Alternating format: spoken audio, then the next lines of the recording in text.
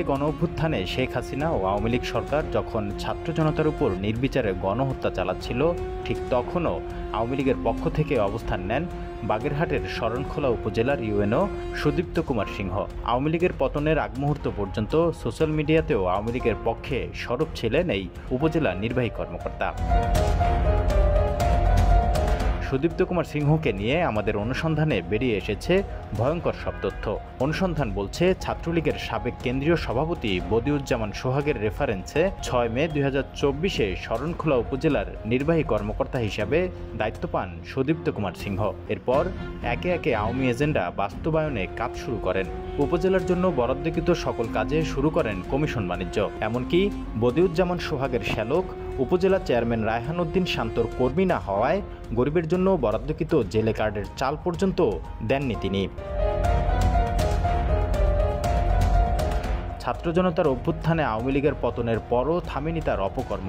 আওয়ামী লীগ সরকার শত শত মানুষকে হত্যা ও কয়েক হাজার মানুষকে আজীবনের জন্য পঙ্গু করলেও আওয়ামী লীগ শেখ হাসিনা ও শেখ মুজিবের বিভিন্ন বইপত্র সযত্নে তার অফিসেই রেখে দেন তিনি। আওয়ামী লীগের নেতাকর্মীদের সাথে প্রতিনিয়ত যোগাযোগ, কাজ না করে টাকা আত্মসাৎ।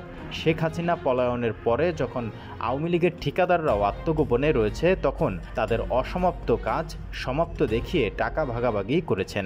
ইউনিয়ন পরিষদের আওয়ামী লীগের চেয়ারম্যানরা বিভিন্ন শহরে পলাতক থাকলেও তাদের বিরুদ্ধে কোনো ব্যবস্থা না নিয়ে উল্টো উপজেলায় উপস্থিত দেখাচ্ছেন। শুধু তাই নয়, RKDS পাইলট বালিকা বিদ্যালয়ের শিক্ষক, উপজেলা আওয়ামী লীগের সাধারণ সম্পাদক আসাদুজ্জামান মিলন দীর্ঘ ৯ মাস ধরে ক্লাস না নিয়েও ঠিকমতো বেতন বোনাস পাচ্ছেন। এ বিষয়ে তার বিরুদ্ধে কোনো পদক্ষেপ নেননি এই উপজেলা নির্বাহী কর্মকর্তা। উপজেলায় কোনো এসিলেন্ট না থাকায় ভূমি সংক্রান্ত সেবায়ও বঞ্চিত হচ্ছে সাধারণ মানুষ। অনুসন্ধান বলছে, ভূমি সংক্রান্ত সেবা পেতে দিতে হয় সরকার নির্ধারিত ফির অতিরিক্ত টাকা, যার একটা অংশ উপজেলা নির্বাহী কর্মকর্তার অ্যাকাউন্টে ঢোকে। ফসল ফলায় আর ঘাম শুকাবার আগে পারিশ্রমিক দেন। জনগণের ফসল ফলায় শেখ হাসিনা আর লন্ডনের অর্ডারে লাভ দেন। সে বাবার তো কিছু হবে না। অনেক লোক তার জিগায়, আপনি যদি দেশের লোক ভালো পান, এত যদি দরদ থাকে, তাহলে বাংলাদেশে যান, দরুক মারুক একটা করবে তো কেন বাবু হাজার। দীর্ঘ অনুসন্ধানে আরও যেসব তথ্য প্রমাণ আমাদের হাতে এসেছে তা পিলে চমকে ওঠার মতো। বৈষম্য বিরোধী ছাত্র আন্দোলনে ছাত্র জনতার বিপক্ষে অবস্থান নিয়েও একই উপজেলায় বহাল তবিয়তে থাকা এবং কোনো আইনের মুখোমুখি না হওয়া এই প্রশাসন ক্যাডারের কর্মকর্তা উপজেলায় গড়ে তুলেছেন হিন্দু সিন্ডিকেট। শুনতে অবাক হলেও উপজেলা কৃষি কর্মকর্তা, যুব উন্নয়ন কর্মকর্তা, স্বাস্থ্য কমপ্লেক্সের কর্মকর্তা, উপজেলা মাধ্যমিক শিক্ষা কর্মকর্তা সবাই হিন্দু। জানা গেছে, বাবুল দাস, যিনি আওয়ামী লীগের সময় উপজেলা হিন্দু বৌদ্ধ খ্রিস্টান ঐক্য পরিষদের আহ্বায়ক ছিলেন, যিনি কিনা সরকারি কলেজের শিক্ষক অথচ সরকারি নিয়ম ভঙ্গ করে দৈনিক যুগান্তর ও দৈনিক পূর্বাঞ্চল পত্রিকায় সাংবাদিকতা করেন। এই ব্যক্তি আওয়ামী লীগের সময় জামায়াত বিএনপি নেতাদের বিরুদ্ধে বিভিন্ন মিথ্যা নিউজ করে হয়রানি করতেন এবং আওয়ামী লীগের সবচেয়ে সুবিধাভোগী, অথচ তাকেই উপজেলা নির্বাহী কর্মকর্তার সাথে সবসময় দেখা যায় এবং বিভিন্ন বরাদ্দ তাকে দিচ্ছেন উপজেলা নির্বাহী কর্মকর্তা সুদীপ্ত কুমার সিংহ। শুধু তাই নয়, উপজেলা আওয়ামী লীগের তথ্য ও গবেষণা সম্পাদক শেখ মোহাম্মদ আলীকে প্রতিটি কর্মসূচিতে তার পাশেই রাখছেন এই ইউনো।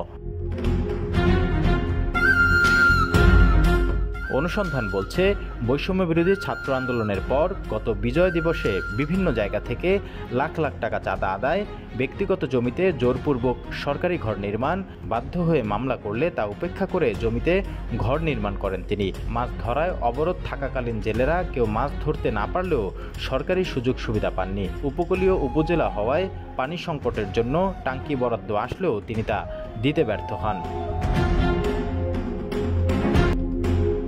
কাজ চলমান রয়েছে এমন ব্রিজের 5 টন রড চুরি, সরকারি জমি দখল, চর দখল, প্রতিদিন চুরি ডাকাতি হলেও উপজেলার প্রধান কর্মকর্তা হিসেবে তার দৃশ্যমান কোনো পদক্ষেপ নেই। প্রশ্ন উঠছে, তাহলে কি তিনি এসব থেকে কমিশন পাচ্ছেন, নাকি তিনি আওয়ামী লীগের কর্মকর্তা হওয়ায় নিজের দুর্বলতার কারণে কোনো পদক্ষেপ নিতে পারছেন না?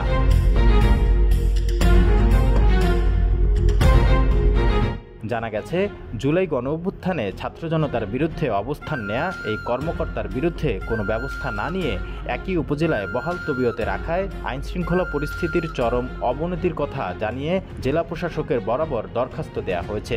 তবে প্রশ্ন উঠেছে, জেলা প্রশাসক কি আদৌ উপজেলা নির্বাহী কর্মকর্তার বিরুদ্ধে ব্যবস্থা নেবেন?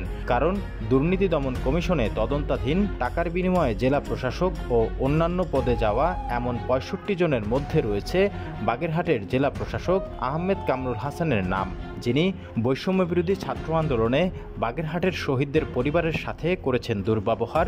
তার সামনেই জয় বাংলা স্লোগান দিয়ে চাকরি হারিয়েছেন সিভিল সার্জন। তবে তার বিরুদ্ধে কোনো ব্যবস্থা নেওয়া হয়নি।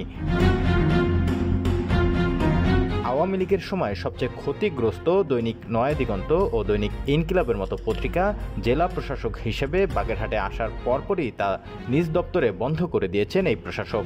তাই তো এখন প্রশ্ন উঠেছে, মাঠ প্রশাসনে কাজের অভিজ্ঞতা নেই এমন একজন কর্মকর্তা আদৌ কি আরেক আওয়ামী কর্মকর্তার বিরুদ্ধে ব্যবস্থা নিতে পারবেন?